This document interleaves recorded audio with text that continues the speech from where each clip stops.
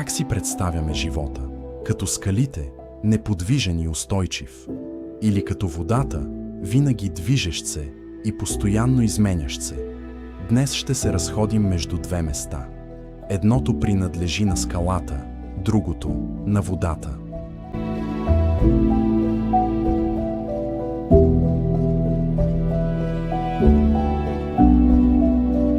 Само на 18 км от Ловеч се намира Деветашката пещера. Тези скали са тук от хилядолетия, а времето просто продължава.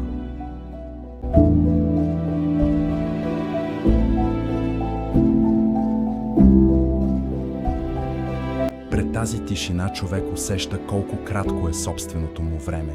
Но времето не познава покой, то продължава да тече.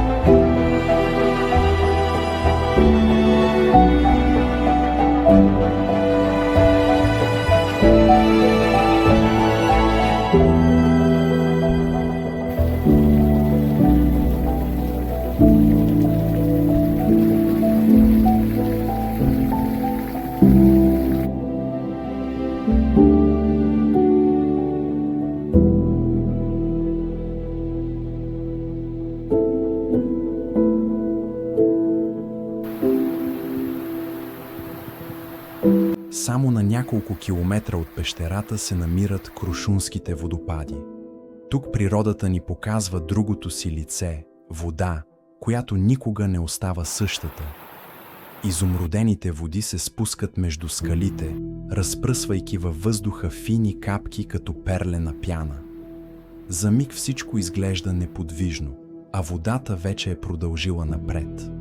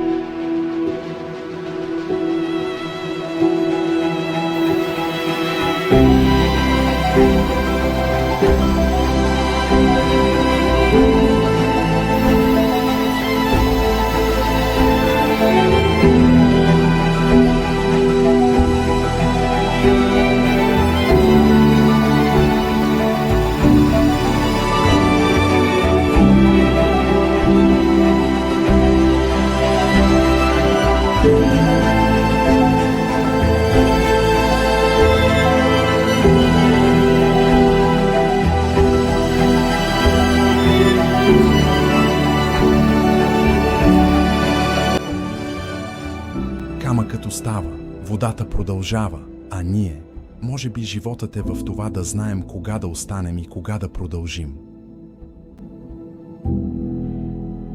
Благодаря, че бяхте с мен. Ако искате да подкрепите канала, абонирайте се и оставете едно харесване.